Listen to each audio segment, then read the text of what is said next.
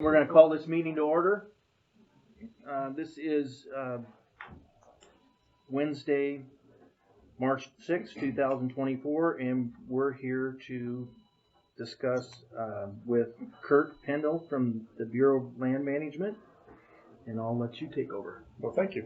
It's great meeting with all of you. It's great to be here. Going to go quick overview of the Bureau, where we stand as far as that goes, and then we'll get into a little bit more. I'm probably going to keep my comments more to the state, national level, that sort of thing, cover some of the initiatives that are going on, that sort of thing. And then Ray, who's the district or the field manager here, will get into a little bit more in the weeds and some of the stuff that's more local here to Shoshone County. So with that in mind, my full intention was to always meet with county commissioners every year, but I did have a dual district, so I was covering the entire state of Washington and North Idaho, which is a little cruel because that's 25 counties there, 11 here, so that's 36. It's difficult to make 36 meetings a year. So now we've split, so I'm now only over Idaho. So, and that is 236 acres of property from basically from McCall all the way up to the Canadian border. And we have two field offices, one here in Coeur d'Alene and another one over in Cottbord. And I'm the district manager over both of those field offices. And let's see, what else do I want to get into that? I think that's it. We got about 52 employees total over the two field offices in the district. It's a small office, but I'll tell you what, there's always the staying location, right? So we've got a lot of prime location, and our rec sites are some of the most visited in all of Idaho. So that's great to know that folks want to come here, but trying to manage that is another story altogether. So with that, I'm just going to get in a few things that are going on. Let's see. I think we have a new office. I think you might not have known that. So we did that 2 years ago, right in the smack dab in the middle of the COVID. We moved from our old office, which they were in Kathleen. We moved straight west of there about a mile. So we're still in Kathleen. We're just barely off Kathleen in a place called Nursery Road. So it's on some Forest Service site over there, and we moved into there October of 20. Yeah. So we've been there for a little bit now. It's going really well. There's the Forest Service is there. It's their land. It's their building. We sublet a piece of it, and so does the Fish and Wildlife Service. So they're all three agencies are there. Whoever there, please look us up. Come on in. It's a beautiful building. Spend some time. We've had some changes at the top. Our state director is Karen Kelleher, so she resides in Boise. And our associate state director, who took over for Peter Ditton, who maybe you might have met, he spent 34 years here as the associate state director. It's a long time. And he retired in December, and now we have June Shoemaker is our associate state director. The Resource Advisory Council. So we used to also have resource advisory councils for separate sections by districts. And what we've done is we now only have one resource advisory council, and they're over the entire state. So what I'm making a plug for, selfishly, is we have a position vacant right now that is for an elected official. Okay. And we would love to see some applicants from this area because we're trying to get an even distribution of folks across the state that will represent different interests. Now, what does the Resource Advisory Council do? We have a lot of different things. I'll just describe one piece of it, but we have folks that represent timber industry, different sorts of recreation. We have elected officials. We have folks that represent industry, etc., those sorts of things. So one of the things that's very important that they do is if we are trying to do anything with our recreation fees to try to make sure they're level with the rest of the area, is we have to go to the RAC and we have to ask their permission if we can do such a thing, and they actually vote on it. So right now, and Ray's going to get into this a little bit more, I'm not going to get into it all together, but we are going to be bringing some recreation fees, that we're going to advance some fees, hike some fees, and we're going to have a discussion with our RAC in May, I think. No, that's right, May. So in May, we'll have that discussion with our RAC and try to figure out if those are appropriate fees for some of our sites, that sort of thing. So we do have an opening that's it opens up in November of this year. So we'll have, and we have an open place right now. So people, if they're interested in applying, we can apply till June. And then hopefully that person can get passed by the Department of Interior and elected to the RAC. It has to go all the way to there and then come back to us as far as working in Idaho. Now, I just did one for the Forest Service. Is that the same one? Yes and no. It's the Okay. same idea. It's just Okay. Department of Interior one. That's Okay. all. So I'll write your name down. Yeah, I'll do it. Well, we'll get you an application. Okay. So, and that would be great. So we typically meet in Boise once or twice a year, and then we'll obviously move that around depending on what we have going on. The reason we're going to have ours in Coeur d'Alene here in May is with these fee increases, we'd love to show folks some of those sites and why we think that they're worth X or Y amount.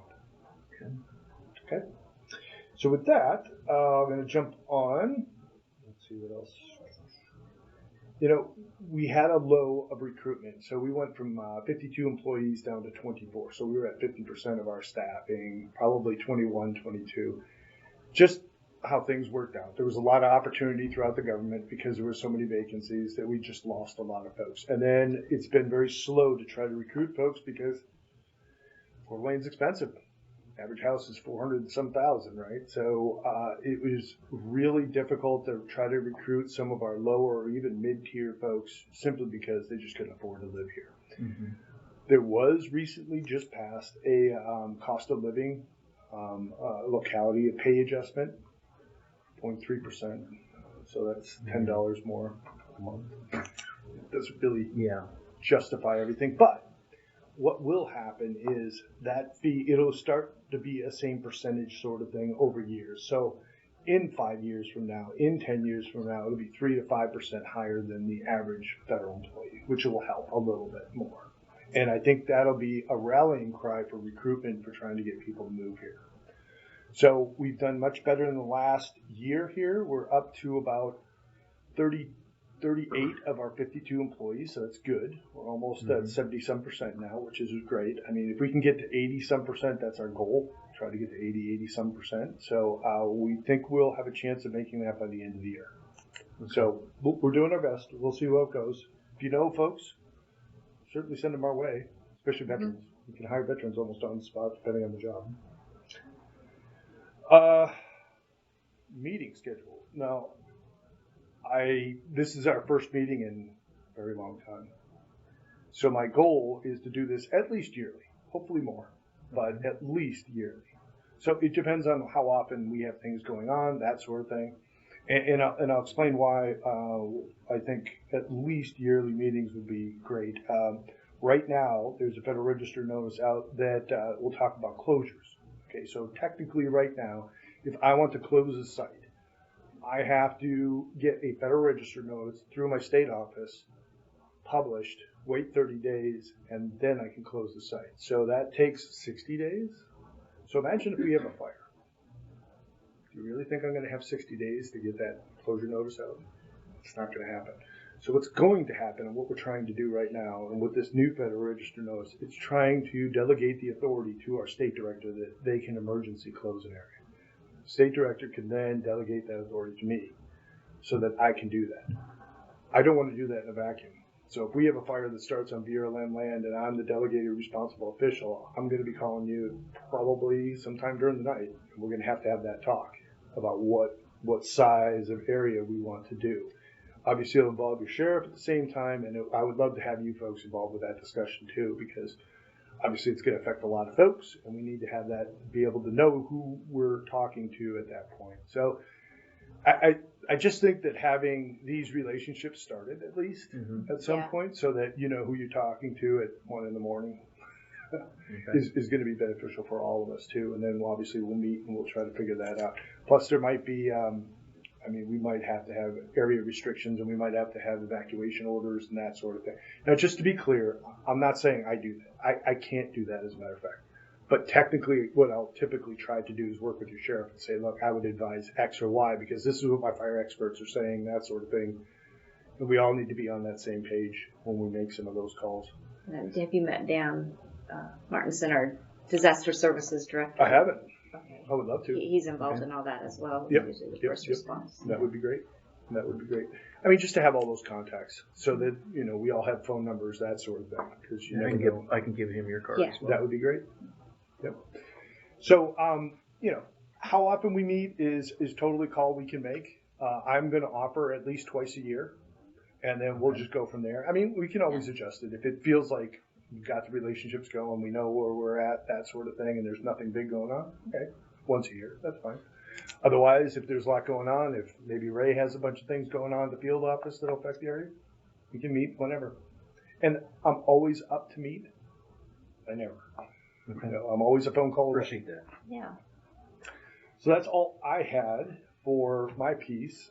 Ray has some updates that are specific to the county. So I'll let Ray go. Yeah, okay. If you want to go through, so I'll just like the different programs we're working with. Obviously, one of our biggest programs is recreation, and we are like the staffing levels have improved.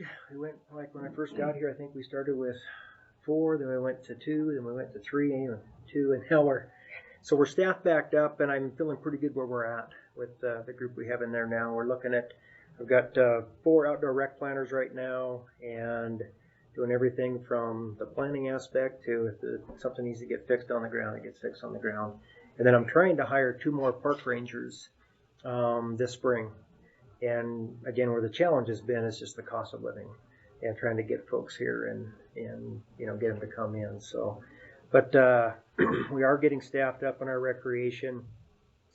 Business plans right now is our last business plan for our recreation sites was done in 2012. And so we're in the process now, and that's been on the back burner since I got here in 2021, is we need to update the business plans, but we just didn't have the staffing to decide to keep all the sites open or, you know, work on that. So we are presenting, like Kurt said, the RAC is going to meet this in May. They're going to come up here, and it's the recreation focus. And so right now I've got my staff working on putting together their business plans, and those will talk about different fee structures within our fee sites. We've got 6 fee sites in our field office, and they're all going to be going through kind of a revamp and looking at probably upping those fees. Business plans are necessary because if we're going to ask for money from the public, we have to have a way to spend it. So we only ask for what we need based on what we project. Let's say we have to replace a pier or replace a parking lot or things along that line. So that's what business plans and why they're so important is because it's our guarantee with the public of why we're taking your money to do X or Y. It's not because we want it.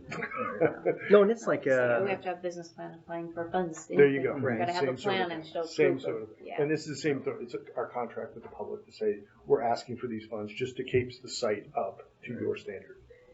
and it depends on how many amenities. What sites are you talking about? Could you name some of them? We've got Blackwell Island boat launch, Mineral Ridge boat launch, Huckleberry Campground is on that list. Micah Bay, it's a boat-in park, and then Windy Bay is another one that's being looked at. I think those are the main. Killarney on that list? Oh, Killarney, and Killarney Lake is on that one. Okay, so they're just basically the boat launching is what you're. Yeah, wherever there's in the camping, like Huckleberry's a big camp. Yeah, that's right. Camping, and we just and that'll be something too. Is like we just got done with upgrading our project. So last year it was unavailable for camping for most of the year because we were putting all 50 amp service in there. So that's done, and now next to come up will be we're chip sealing, resurfacing our parking areas this summer. That's part of the Great American Outdoors Act is going to be happening this summer at our sites, and then it'll go through the whole water system at Huckleberry will be done in the next 2 years. Okay. Will it be closed again this coming This summer? it's going to be open this summer. Okay. Yeah, so it's open and A couple calls isn't but Oh, yeah. right. And a ours couple. like in how it's working with all the way from design to then contracting when the money comes in, and like with the electrical. We thought we were going to be open last year, then all of a sudden a project down in the south got disbanded. We're not going to do that one, so you have your money. And of course, we're on rec.gov, and so it caused a lot of work there for a little bit, and then getting the notice out to folks. But that's what they'll be working on as far as those. Is just looking at fee structures. I was at the NRC this morning and talking with county, city, state, and that's what the one David, I think he's with the state, said, I've been telling you guys for years, you need to take a look at your fees, but it's, just when it comes up and the RAC has to have a full RAC to review it. So we are planning to do that this spring and get that through. Like I say, we've got like $5 million with the GOA, Great American Outdoors Act in the district, and a lot of our sites are getting updates. Like I say, the chip seal, resurfacing, new fire rings, picnic tables, and then even water lines. We're going to have water lines at Mineral Ridge, mica, irrigation lines, and so they're getting a full revamp on some of those that have.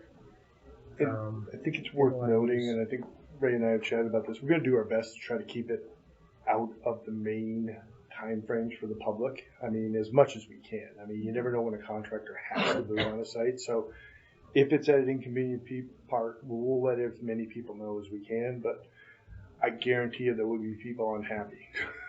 And I'll give you your phone numbers, so Yeah. get on that phone call too. But in reality, just to let folks know, I mean, and that's the closure piece that we were just talking about, because I'm going to have to close that site for a day or two. So, and how do I do that?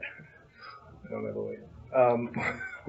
Yes, what's the timing? And we're trying to take that in consideration when you're working with contractors, where if you give them a tiny window, you get a big price tag, and they may not be able to work with you as much. And so, trying to find those windows, when they're, like you said, when they're closed, and if they're not, then trying to navigate the notifications as far as, hey, the contractor is going to be coming in.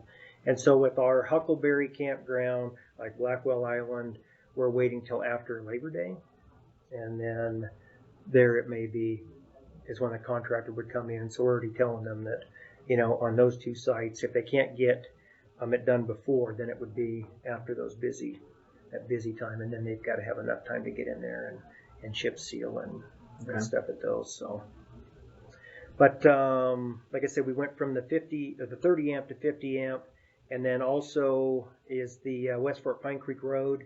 I know there's been a lot of discussion about that as far as interest in what we're doing there and addressing. And like I say, when I got here in 2021, been meeting with some of the public here as far as things going on.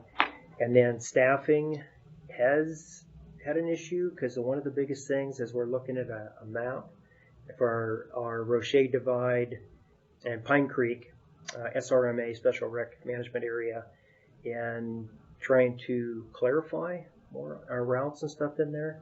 And so looking at the land use plan compared to the open routes and easements, rights of ways, and it gets complicated because the public, sees a line on a map, but there's easements associated, there's right of ways associated.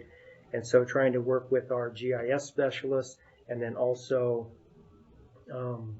our lands and realty staff to go through and just identify, where those routes are at and stuff, so we can do an upgrade to the map. And that's just a planned maintenance on our land use travel management plan. It's just a map maintenance, nothing changes other than trying to put a map out that's clear to what the routes are.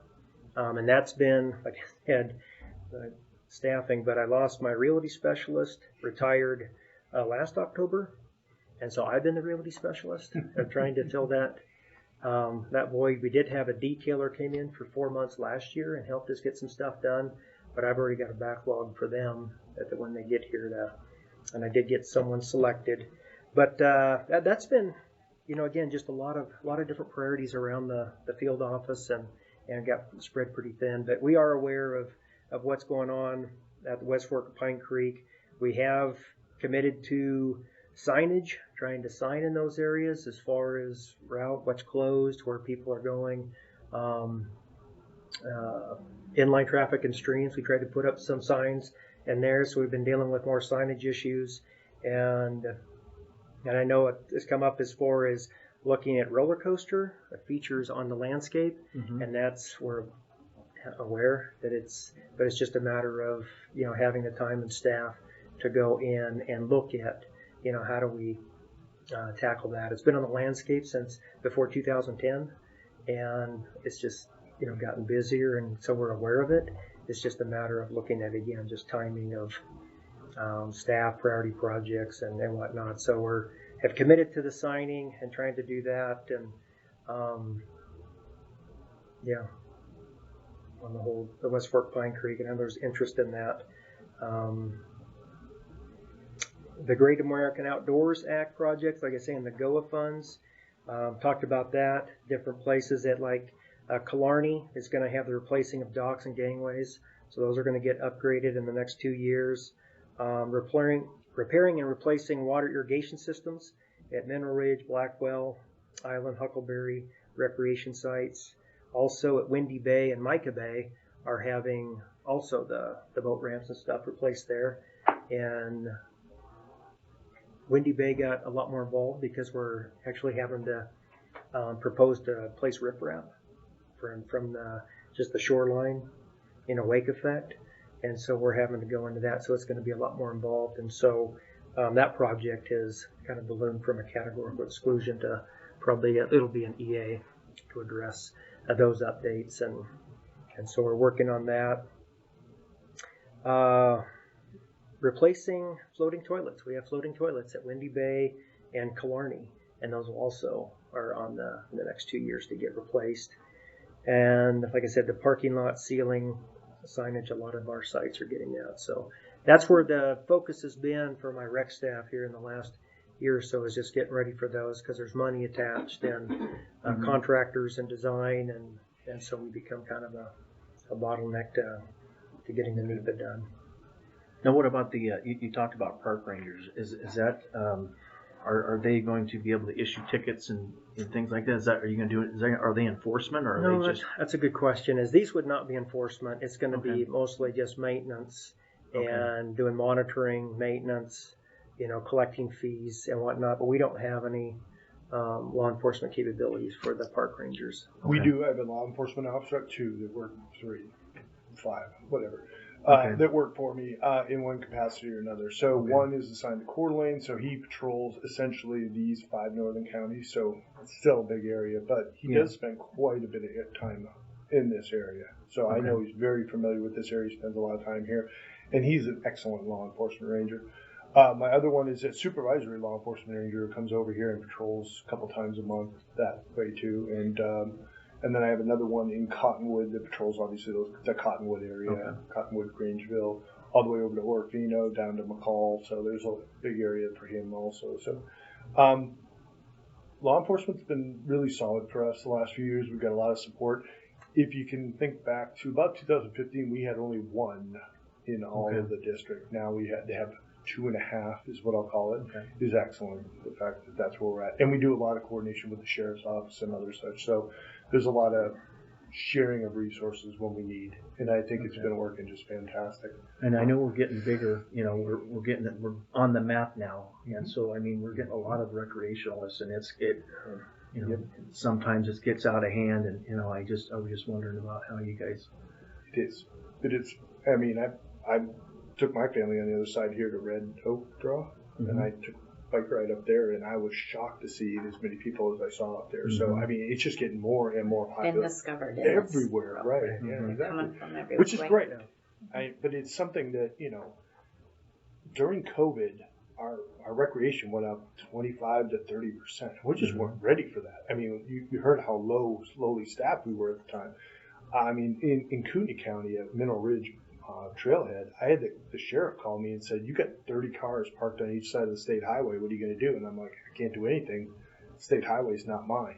And then he said, "There's 5 boats that have docked on the side of the road. What are you going to do about that?" And I'm like, "Again, that's not mine. I don't know what we do with that." So I think recreation, as it evolves, is going to be difficult for everybody, to be honest. I mean, we all want it, but at the same time, we want it controlled at some point. Exactly. And I think that's going to be our challenge. And be a team effort with all entities. Exactly. It's going to have to be enforced. I don't think it's a one entity type of solution at this point, but trying to get the word out that, hey, we want you to come here.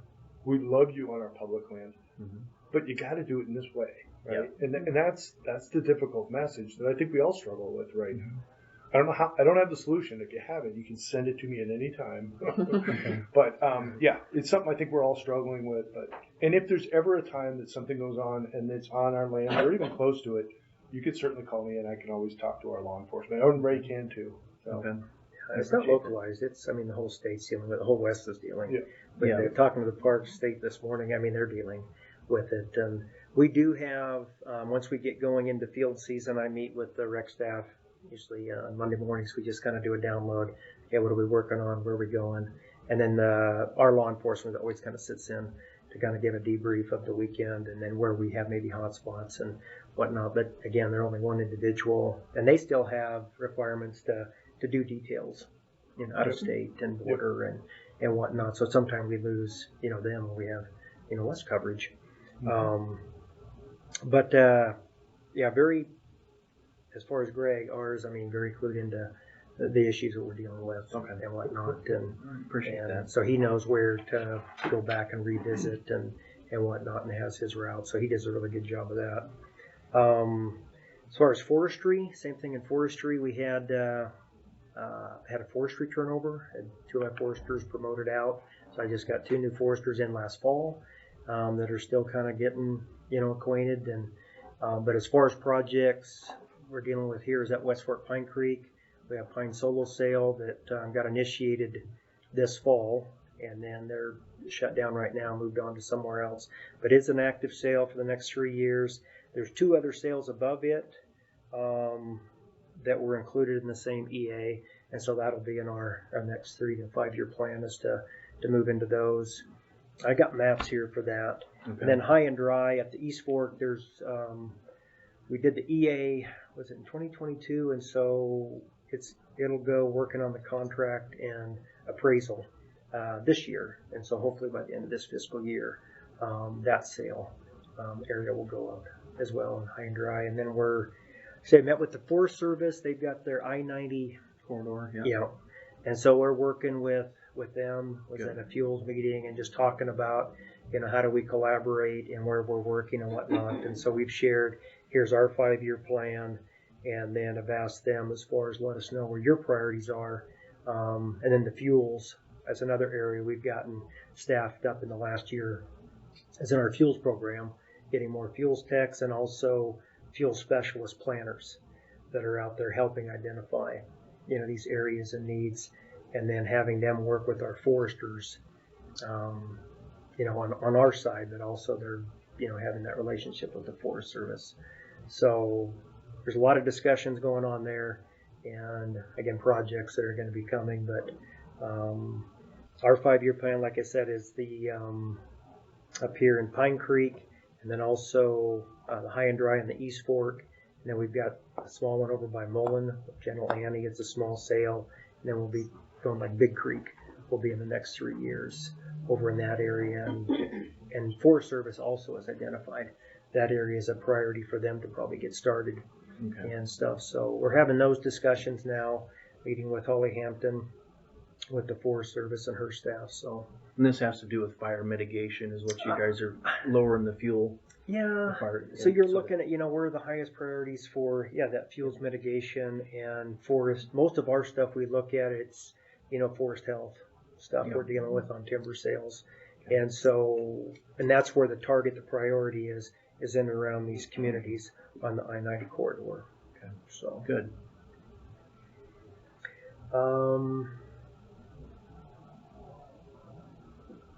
Doesn't probably affect here, but we're using the Good Neighbor Authority, GNA, working with IDL to do projects and working together. We've had them help us, mark and bound timber sales. They're now helping us, kind of put up some timber sales and working with the fuels modules and stuff. And so we have, like, over in Micah Bay, there's a plantation, about a 400-acre plantation is it a forestry project, is it a fuels project, and a little bit of both. And so that's something right now we're working with IDL and putting together a proposal, and it'll probably be an environmental assessment on that to go in and try to take that plantation and get it to a manageable piece. And it also has fuels components for just fire management in and around some of those communities. So Okay. a lot of that work is going on. Trying to think what else I have here. Hazardous fuels, we're staffed up there again, which is helping. And this last summer, we had a lot of residual piles around, here in Shoshone County and others. And they did a real good job of coming together, putting together a crew, and got a lot of those residual piles that had been there for 3-4 years burned and taken care of. Okay. So, and like I said, I'm feeling really good about our fuels program with the fire and how they're, coming in. We got new players, so that's sometimes kind of nice. You have a bunch of people new at the same time coming together, so there's more coordination and collaboration happening. So, and that's all I had. Okay. Is unless there's any. I had to go back. Okay. The Land and Water Conservation Fund was not working probably properly, so Congress had the ability to shuffle that money any way they wanted to, and so it never really made its way to what intended is to help the public access public lands or do exchanges that would benefit the public, that sort of thing. But it recently got figured out. So I think Hunter's in the room. The state is getting some of that money, and they're putting that towards allowing Hunter access to the private timber company grounds. Okay. So that's how they're spending it. So Idaho BLM is getting quite a bit of money every year. So if there are exchanges or access that we can work with, or if you know somebody that might be willing to work with us on trying to get access, now obviously access to large chunks of BLM or that sort of thing, or even to rivers, that sort of thing, we can work with a lot of folks to try to get that access. Now, it's not a bidding process. It's only a fair exchange. So if it's like a small walkway, whatever, we have to figure out what that would cost, and that landowner would have to be willing to do that. That's the hang up most of the time. But there's a lot of money, $48 million, a lot of money, to try to do some of those exchanges. I'm not trying to take money from the county. I know how that gets, and I really am not into that. But if exchanges make sense, that sort of thing, we could certainly work with that, and I would love to work on some of that stuff. I mean, there's usually places where it's not benefiting the county or IDL or something along that line where we could find a piece of ground that we could block up and make it more BLM, that sort of thing. Okay. So if it's out there, I just want to put it out there as something that we can talk about at some point. Now, do you trade acres off? Yes. Okay. So we do acre for acre. Well, it depends. We can't do. I can't say acre for acre. It has to be value for value. Yep. So if it's like lakefront, Yeah, exactly. that's a different different value, right? I might add too, is like we're getting a lot more of just competing resources too, is because we have even like Sandpoint up that way. They're really wanting to develop their rec a lot more, and so they've been coming and asking more of us as far as getting involved and being involved, and so it just getting spread thinner and thinner as everyone's either trying to gear up and provide more recreation opportunities, or how do we try to get it more organized and whatnot. And I'm like, well, that depends on the individual, I guess. It's right. And in that case, I'll give you an example. So maybe it's one of these where you go through like 120 acre tract of BLM land. Then you go on to Forest Service. But then there's a private piece. And then you get back on the state. And then you would make this giant loop. And it all looks great. But you got that one white piece. Mm-hmm. Can we work with that landowner to say, hey, can we get an easement across this? And that's where the LWCF would come. Okay. But they'd have to be willing. I mean, it has to be a willing party. There's no forcing here. That's what Okay. Well, we have a lot of people show up. Do you guys willing to answer any questions? Or Yeah, you guys, absolutely. Are you okay with Always. that? Yep. Okay. We'll talk in just 2 minutes each. That's all right. So I understand you guys get pulled down different directions on more usage and less usage, but to use the land or abuse it is what it is. There needs to be something in the middle, and you guys do have some things in your toolbox you can do to stop the abuse. I understand there's a petition for West Fork of Pine Creek. I walked through there. I can't believe that was done with trail maintenance. I believe it was done with to dig those kind of holes. It just seems like it just goes on and on and on, and nothing ever happens to stop it or to remediate it. I mean, I don't know if it's BLM's land up at Compressor District where the Jeeps run up the creeks up there. It just, like I said, I've lived here my whole life, and it's amazing going out there how many people just tear the heck out of things and don't care. And it just doesn't seem like anybody tries to stop it. That's my statement. Okay. Is anything in the works to remediate that roller coaster land?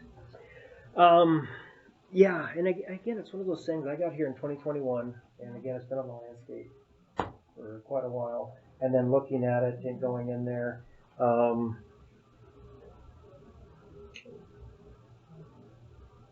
do we, again, approaching it without creating another issue? And again, I guess I've been kind of cautious to make sure what do I know? How do we move forward with this? It's been on the landscape for a long time, and so now how do we address that? And like I say, we're at the point now where it probably needs to be open for, some public involvement as to those features. And as far as how it got there, maintenance agreements, all I can tell you is when I got here in 2021, there's been no maintenance agreements that have been issued for that. We have, again, sought solicitor help for myself as far as looking at the land use plan, looking at what it is, how long it's been there, what are the best options moving forward. And I understand that there's groups that are pushing and they want more of that. And then we're still competing with just other items that we're trying to manage on the landscape in other places. Yeah. And I looked at it, went out there, had staff look at it, what kind of condition is it is, and I've heard, well, resource, when you look at it initially, it's like, oh my goodness, they've dug some pits out here. But my understanding is, back in, what was it, after 1999, and Joe could probably speak to it as far as that road was tank trapped. So they had 50 tank traps on that road. And then after the 2007 travel management plan identified that could be a route back to the Middle Fork area. And so then they went in and, were utilizing those tank traps to go over. And then, some, as far as the maintenance and how it got to where it got, I don't know. But in the situation, I had staff look at it and say, are we in a situation where it's falling apart, we're creating, is additional resource damage happening from that or not? Yes.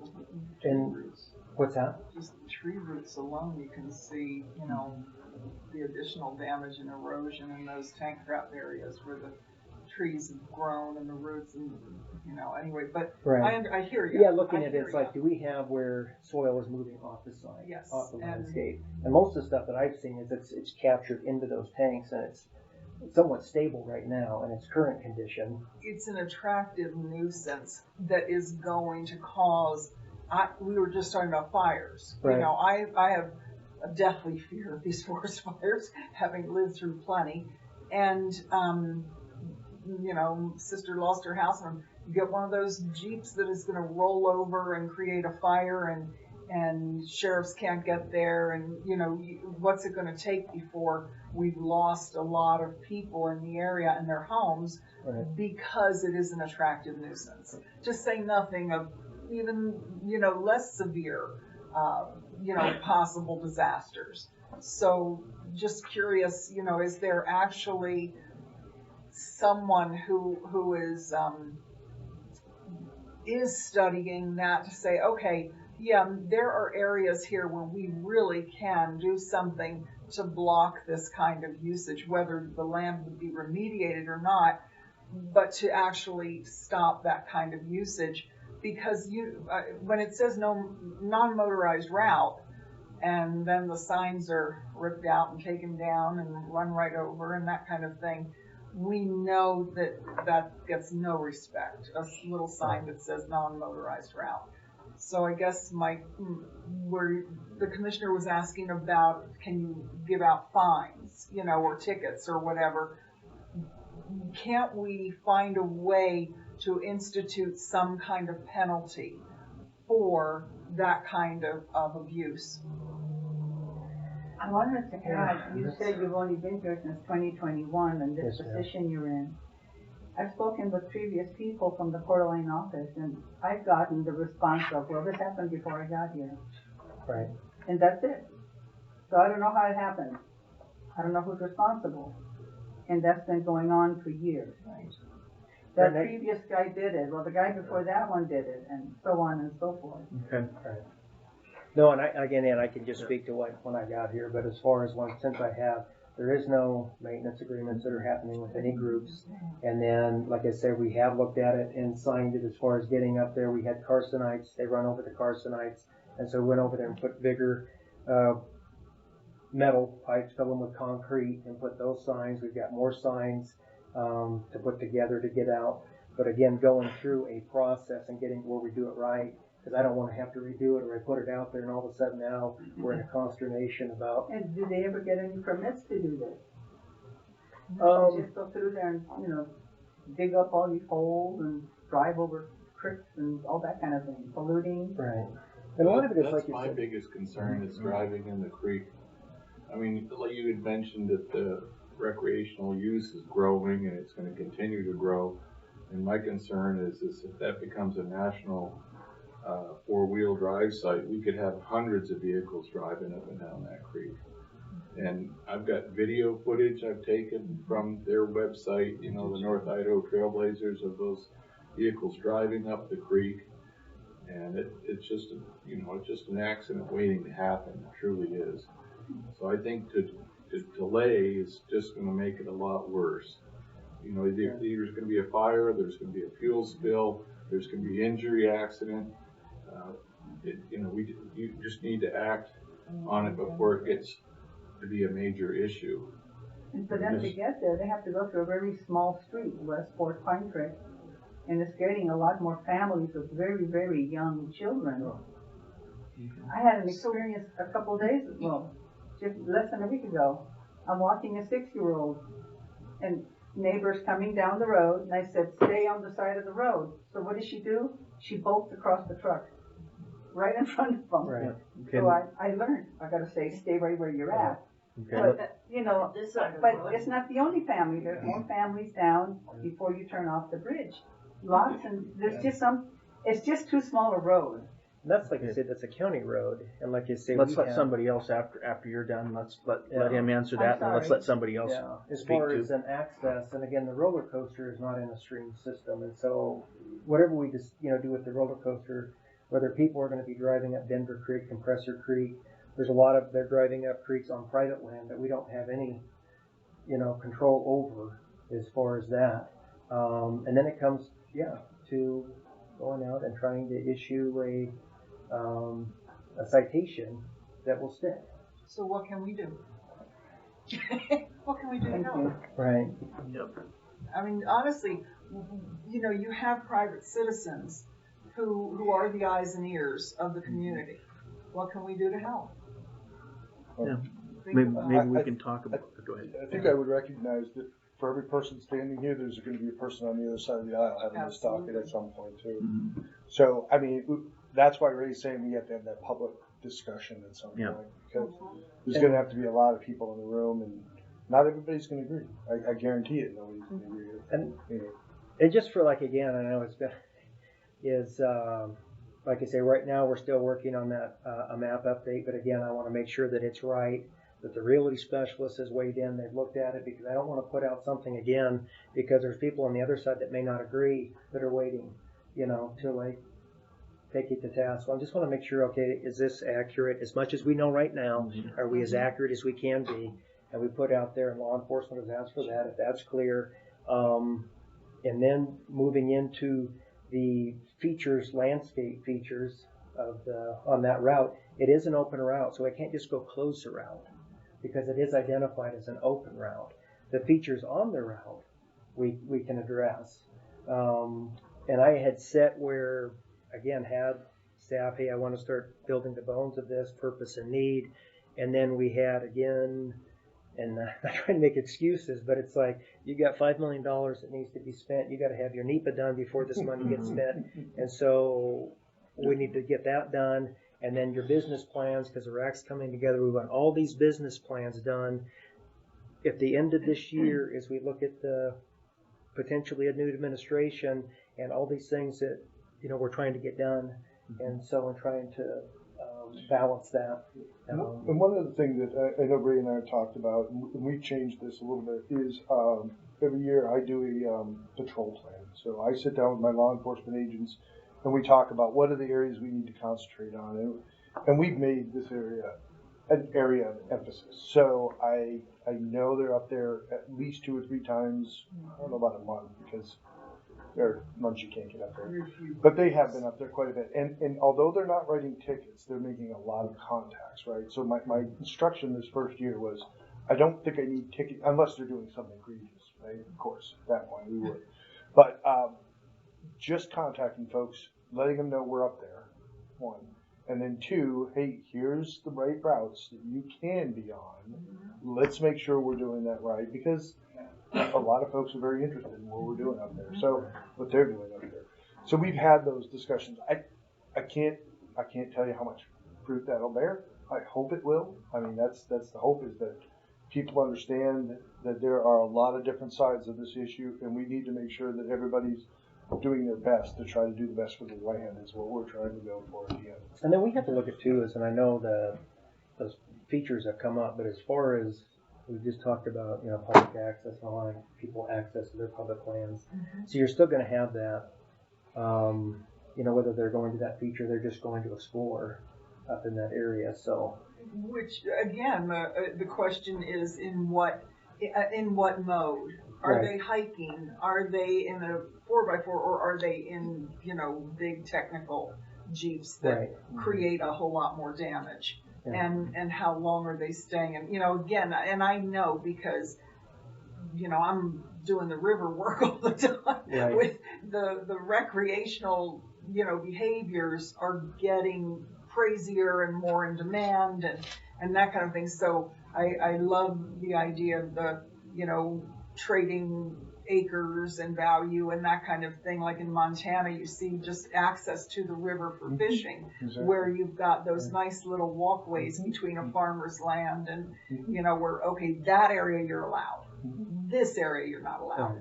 And that's what I think we're going to be needing to focus on with areas like the roller coaster is, okay, if we have to, I don't know, put up barbed wire, which I'm just joking about that, but seriously, no, really, there's got to be more of a visual maybe, and more of a logical route that, it's not just wide open territory, because that's what they love, that's what we all love, but somehow or another, it's being abused. Right. And Let's let somebody go ahead and. The roller coaster is in the wrong fork. It's supposed to be in the middle fork of Pine Creek. And Eric Thompson was the field manager, district manager at the time, before Kurt Pavlak came in. But he was the one that also wrote the document that you're talking about, Ray, on the 50 tank traps. If you read the packet, you'll see that you're incorrect. It was 50 Kelly cones. So, it's in the wrong spot. It's done illegally, and it needs to have the ability for search and rescue. There's no cell phone coverage. If somebody had a where does it say that? Roller coaster. No. Where does it say that public for? You just said something about The letter you got? No. Emergency access? Yeah. Emergency access. There's not emergency access on every piece of public land. Well, There doesn't need to be. Be common sense so to have it. There you go. But I don't control common sense, Right. Joe. So at any rate, that whole thing in NEPA, basically, you said it wasn't created by NEPA. Through a FOIA, I didn't get any documents, but it would need to be obliterated and restored through NEPA. So we are requesting that, and that would involve the public. You would have to have public meetings, hearings, scoping, involve the commissioners as cooperating agency, coordinate with them. All sorts of an environmental assessment on the different alternatives of completely obliterating one side, whatever. But it was done incorrectly and illegally, and you need to look stronger at that and move it towards the top. Another thing I want to talk about, I was on RAC before, represented the minerals industry, and I left, but and the rec rack is the same staff as the rack. So it's the same people that just break and turn into somebody else and come back. But the Land and Water Conservation Fund Act gives you at this point $9 billion per year in perpetuity without any supervision, except the act itself has a provision of how much percentage you can have that is in the western states. It's up and down, like right around Colorado. And the BLM Forest Service are blatantly not looking at that act and misusing those funds. And so when you say you have In what way? tons of money, you're not supposed to be using that much. Only 10% is allowed on the western, 12 states.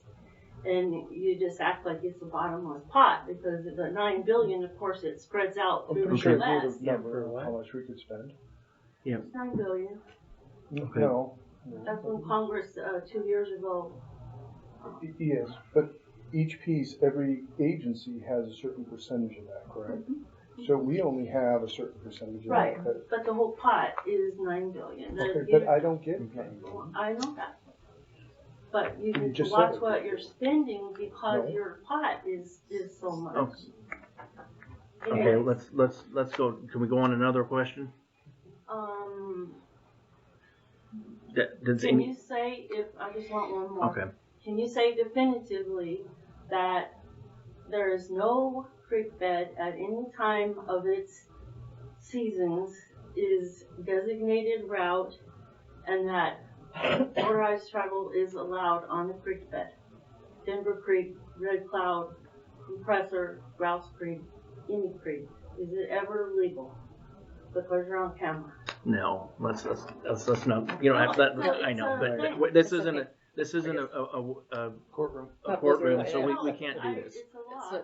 I know. It's a designated route. Is a creek bed ever a designated route? I'm sorry, but yeah, you don't have to answer that question. Anybody else have any questions? So I guess what I'd like to know is, like on a roller coaster, how wide is the travel route there? I mean, they've dug the holes clear on the sides here and there all the way up there, and then as you turn and you go up the middle fork, which is not really a roller coaster, they don't follow where the road is there. Yeah. Have you been up to see it? I haven't seen it in the last 2 years, so. Well, anytime you want to go, let's go. But I think we've been identifying, like I said, is going in there, and we did sign when that came up as far as linear traffic travel in there. We did identify. We brought even in someone in law enforcement talking about, the do's and the don'ts. We put a sign up there saying no linear travel. I sent the outdoor rec staff up there this year. It's like, let's get an idea of what we got there as far as the trail. Why are they getting in? Do we need to sign it at the bottom and up in? And we did sign it there.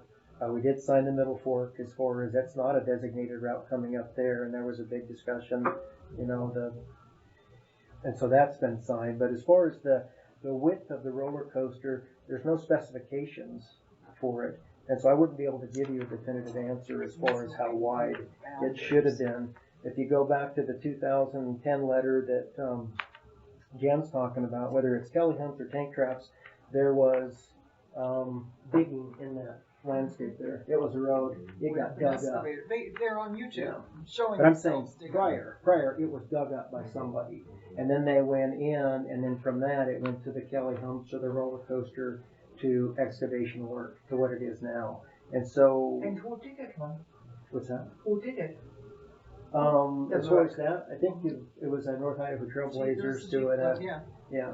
So, an and agreement everybody, I like that road, so I go with the excavator in and I dig. And if it's No, I would say no, Lydia. And again, if I would have been here at the time, I probably would have said no at that time too. But all I can do is move forward. I can't go back and change what happened as far as why they did what they did. And that if people are going to say, well, if that happened then, can I do it now? I would say no, you can't do it now. So why we cannot do it? I mean, it costs you guys no money when we flooding it out, or like it was in 2009 or 10 when I was driving down, there was the Kelly Humps with my side by side. Now I cannot drive down there anymore. I'm scared. Well, you can, And there it is a is a route. public road. There There should is a be a route route next on the to it. side. Yes, I've been down but 2 or 3 then times and I've never I've gone been through it. there, how it was the rock, if he was not there, I could not even back up. Now, you've already been up here, right up there, and have I you have. talked to these? Yeah. And he's Yeah. already talked to everybody that's been in here? Yeah. And, okay. And all Numerous what times. I would like to know, so it is not a problem, we can make cattle homes again. And it is too close on the grid, Make a road. and make a road again. And we can do it, so And the prior travel plan had that road closed to motorized. Right, And then in There you the go. 7, when it the got 2007 reopened. was the travel management plan. Right, And and that was but the one designated the route. before that, it was closed, and then that 10 paper says that because the road was opened to seasonal, then we need to do something to get the Kelly homes out, because they're a nuisance. Yeah, my understanding in 1999, looking at it, it was they built the Langlois up through there because the idea that was it was washing out and they couldn't maintain it, keep it open and whatnot. Yeah. And they went in and tank trapped, whether they become Kelly homes, but tank traps that road, so that wasn't going to be a route. And then in 2007, they did through the travel management plan, they did a route designation with folks, and they identified that as being an open route, and that they moved. There's a trail next to where the humps were, so you don't have to go through those Kelly anymore. homes before. Yeah. When I And was so, driving and down. again, Now you have to drive in between them, they're on both sides of the Yeah, road. you can't. Yeah. Well, I'm gonna go ahead and close public comment right now. I mean, I think we all know he's talked to every one of you already and also beforehand. So do you guys have anything else? I just, just a side comment. I just met him. We're gonna do that. I mean, at some point, we will. I'm in discussions with our state director. We're trying to figure out what's a good time frame.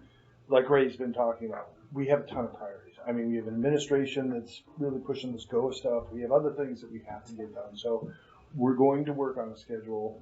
You will be seeing that coming up. So that's for me. I promise you'll be seeing it. Will it be this year? I hope so. That's my goal. And we'll try to do our best. No guarantees though, because you never know what administrations do, what they are going to direct me to do, that sort of thing. So I have all that going on.